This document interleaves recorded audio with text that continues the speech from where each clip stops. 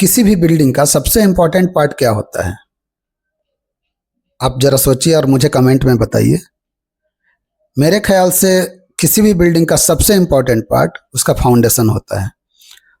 Foundation में एक छोटी सी डिटेल होती है जो ड्राइंग में भी मेंशन होती है।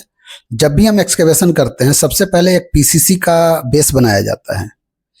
अक्सर ही मेरे बहुत सारे साइट्स से ये सवाल पूछा जाता है कि क्या ये पीसीसी का बेस बनाना जरूरी है या इसके जगह पे और भी कुछ किया जा सकता है।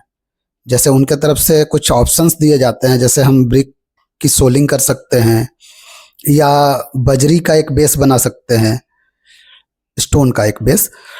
तो मेरा मानना है कि पीसीसी का बेस बनाना सबसे अच्छा होता है, बाकी किसी ऑल्टरनेट ऑप्शन के रिस्पेक्ट में।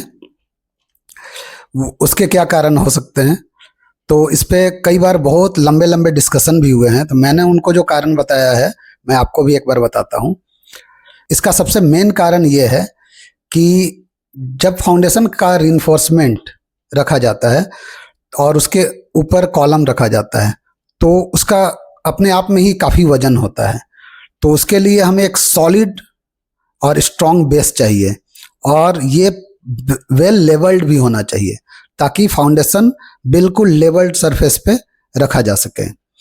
और जब इसमें कंक्रीटिंग की जाए, वाइब्रेटर वगैरह चलाया जाए तो उसका बेस जरा भी हिले नहीं। और जो हम कवर मेंटेन करना चाहते हैं कंक्रीट में, मतलब रिइंफोर्समेंट के नीचे जो कंक्रीट का कवर मेंटेन करना चाहते हैं वो भी यूनिफॉर्म रहे हर जगह। तो ये सिर्फ पीसीसी के बेस में ही पॉसिबल है। अगर आप ब्रिक की सोलिंग करते हैं तो वो भी नमी के वजह से कभी बैठ सकती है, वाइब्रेटर चलने से, वजन के वजह से कभी ब्रिक टूट सकता है। और बजरी में तो खैर आपको स्मूथ सरफेस मिलता ही नहीं है, वो तो कोई ऑप्शन ही नहीं है।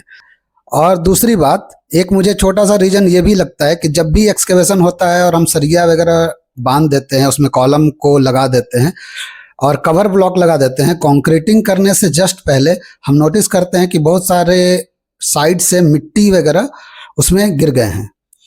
तो अगर बजरी वगैरह नीचे फैली हुई है या ब्रिक की सोलिंग की हुई है तो उसके गैप में वो मलबा फंस जाता है और उसको साफ करना बड़ा मुश्किल हो जाता है। अगर वो कंक्रीट का बेस हो, पीसीसी का बेस हो, तो उससे हम बड़े ही आसानी से पानी मारकर साफ कर लेते हैं और फिर उसको ड्राई होने के बाद हम आराम से कंक्रीटिंग कर लेते हैं।